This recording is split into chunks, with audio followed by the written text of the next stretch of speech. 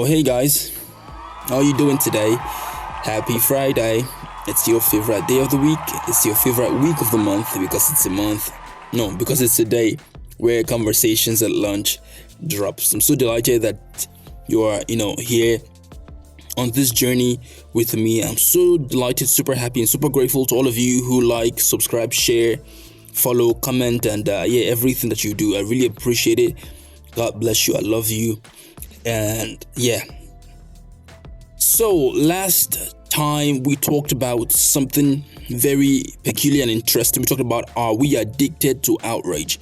And we talked about the effects of the outrage of social media culture, how it's a bit many a times to get traction on posts where you find people post things that are very asinine, and the effect or consequence of your reaction to that, they are gaining influence and affluence and numbers basically from your interaction with their post, while you on the other hand are most likely gaining a moral high from your response. And we just went back and forth on different things and the consequences and the effects of outrage culture currently. And today is going to be a pretty much interesting one. It's a continuation, as I promised it would be. And today we're talking about guarding your heart. So my friend, I'm trying to make this very conversational and not preachy. Forgive me, I have been very preachy most of my time in the past. I'll try and make this very conversational, like I'm talking to you, my friend. So my friend, today we're talking about guarding your heart. Sure, you are ready. Now, there is a very peculiar experience that I had years ago that I have never forgotten, and I would love to begin by sharing that story. First, let's cue the intro. This is Conversations at Lunch with Emmanuel. All right. I remember many years ago, we had this woman in our church who was very dear to our family. I would not mention the role that she, occupied at the time, so that people who might know her would not know who I'm talking about. But she was very dear to our church and our family even. And I kind of grew up, I grew up with this woman. I grew up around this woman, I should say, and she kind of grew on me as well.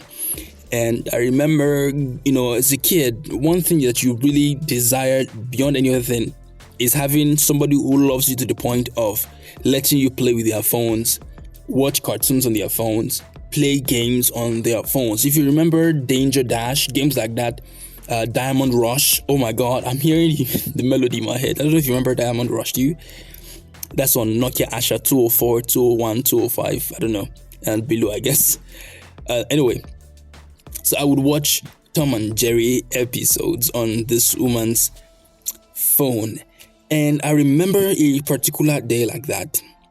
I was, innocently searching for another Tom and Jerry episode. I'd seen many Tom and Jerry episodes on our phone. The Invisible Ink one, the Christmas one.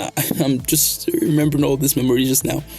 And I remember I was innocently searching for cartoons on our phone that evening when I stumbled on a video. Now, this video, definitely was not cartoon. And if you remember the days of 3GP, I know like now we have HD, this is 3GP those days, And this video was a pretty interesting video. I was young, my mind was very underdeveloped at the time. Or was kind of, I should not say underdeveloped, I should say my mind was developing right at the time. And a part of my developing mind at the time kind of picked. The interest was picked by the video that I had seen. The video was a video of a woman, unclothed and lathered up in soap. And I think it was like some kind of self-care video, whatever, I don't know. And the moment the woman who on the phone, the moment she heard the sound from the phone, because I think the video was the woman in question in the video was, I think she was giving some kind of self-care tips, I don't know, to other women. I honestly don't know. I'm trying to even piece together, what that video really was about. I don't remember. But as that woman heard the voice of the phone, of the woman in the phone, she instantly just, snatched the phone from my hand, and, I think she just took the video away, played another video for me or something like that. I don't remember. But it's so funny how it's been years now. I don't remember how long, but it's been real long. But the image is stuck with me. I mean, I didn't fully understand it back then. I didn't fully even understand what had happened, but that image is stuck with me. That image has not let me go.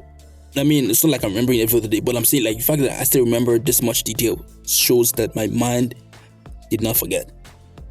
And that's how very easily seeds get planted, and you don't realize their impact until later.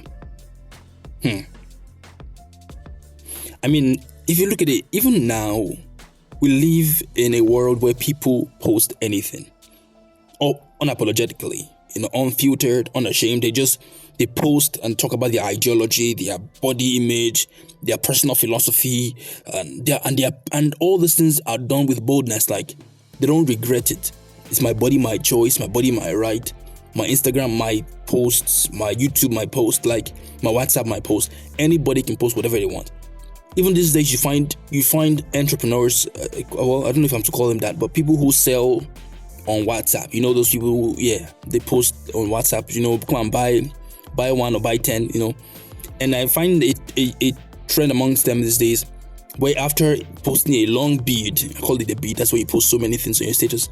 And after posting a long bead of different materials that they are selling, they end it with a picture, sometimes blur, sometimes clear, of, say, I don't know, maybe nudity or whatever. And the point of doing that is to attract the person who is an onlooker, who is just passing. Somebody did that one time, and now I didn't even know. I just kind of happened to stumble on it. It was a blur image, and I texted the person immediately. I said, I'm going to delete your number if you don't stop this crap. And they didn't, and so definitely the number was deleted.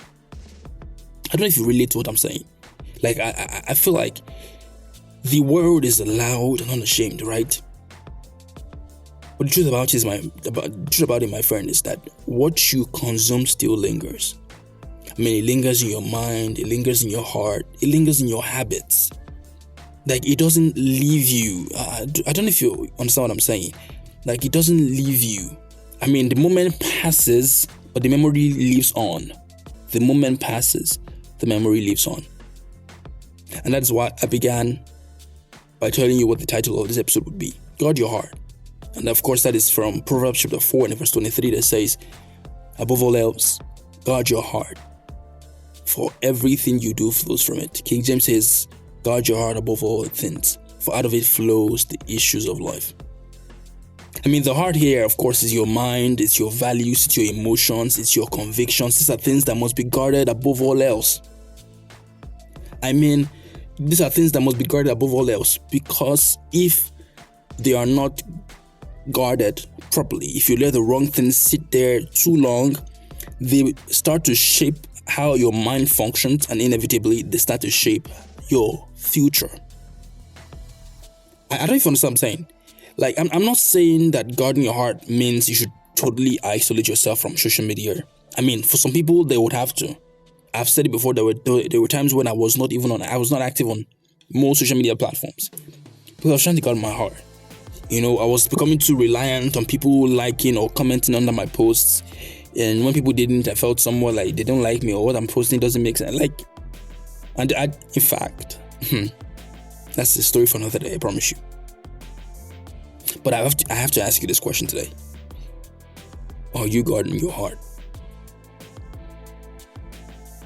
Like I said, it's not about isolating yourself. No, it's about filtering wisely.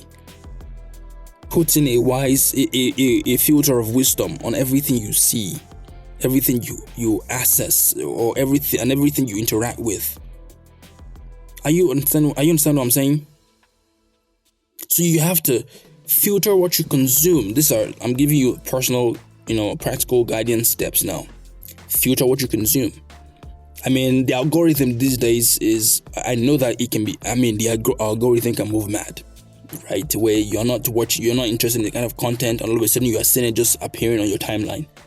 But that's why there's a usually three button, to the top right of that particular video or post. Click on that and say, not interested in this post. That tells the algorithm not to bring videos, suggesting that particular content again. Filter what you consume. Are you enjoying this episode of Conversations at Lunch? Make sure to follow Imagine Studios 116 on Instagram and YouTube at Imagine Studios 116 to catch up with the whole crew. Now, back to Conversations at Lunch. In social media, music, conversations, you gotta ask yourself, does this align with where I want my life to go?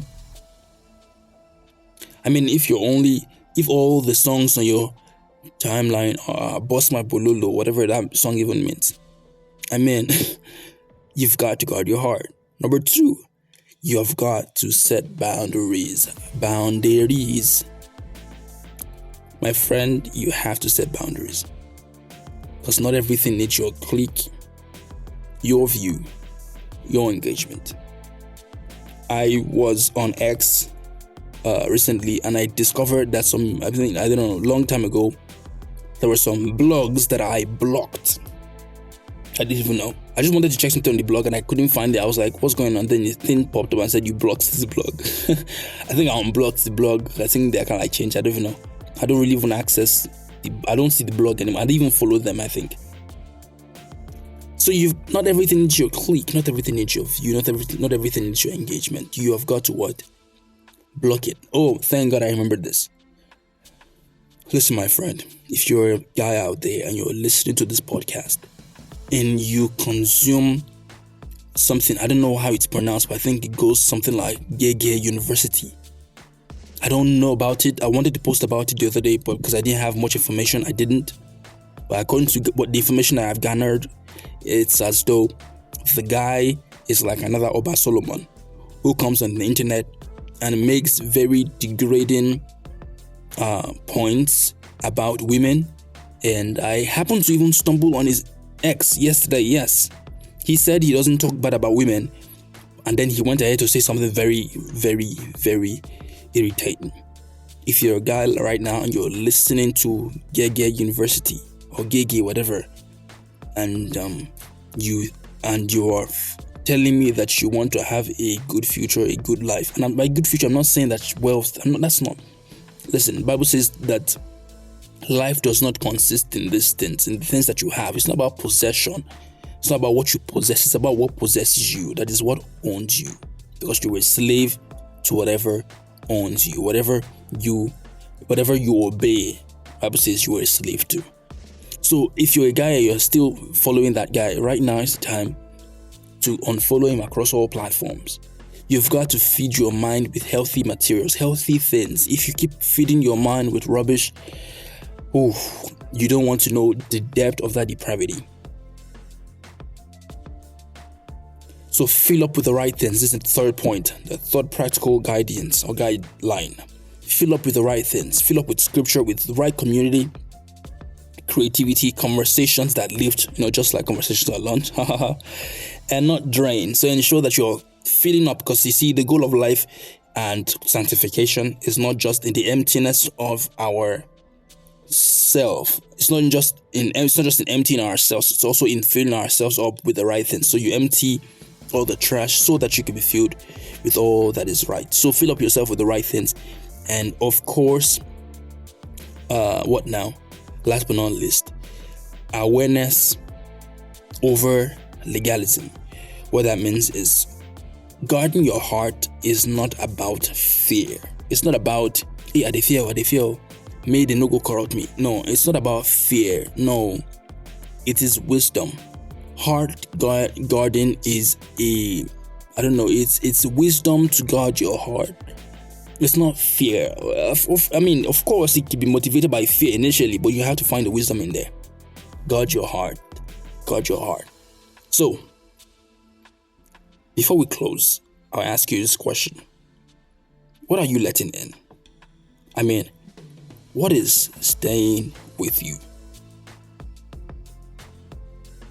I mean, just like outrage shapes how we see others, unfiltered consumption shapes how we see ourselves. Unfiltered conversations shape how we see others sometimes. Unfiltered consumption shapes how we see ourselves. So, I want you to do this thing this week. I want you to think of one filter you need to add this week. And I'm not saying add a filter to your picture or anything like that. No, I'm saying think about it. What's one filter? What's one guard? What's one rail I could use? One guardrail I could use on my mind this week to guard me from spiraling down, a rabbit hole again. What's one guardrail that I could use this week? So, finally, remember that guarding your heart is not about restriction, it's about protection. It's about you trying to live within the boundaries of health that your mind is supposed to blossom and prosper in. So I want you to hold on to this truth today. This is the shortest episode we've made so far in the history of this podcast this season, but I love the fact that it is short, it is concise, straight to the point, and I hope you've gotten the message. So I want you to remember, I want you to send me a voice note. I want you to send me your story in the next episode. If you're a guy, what was your first encounter with something that really polluted your mind or stayed with you for so long? If you're a lady, same thing. I want you to send me that voice note. Don't worry, you be anonymous or whatever if you want to. But I want you to send me a voice note. The link is down there in the description. If you're on Spotify or on YouTube Music, whatever, the link is there in the description. I want you to click it. And it would lead you to a place where you can record a voice note and send to me. Do that, and I would love to hear with you. Remember Romans 1:16, we are living bold and unashamed, and also wise. Very, very important. I love you. I'll see you in the month of September. Love you and ciao. Pretty sure you enjoyed this episode of Conversations at Lunch. Make sure to subscribe and turn on notifications to be alerted when a new episode drops. This podcast was powered by Imagine Studios 116.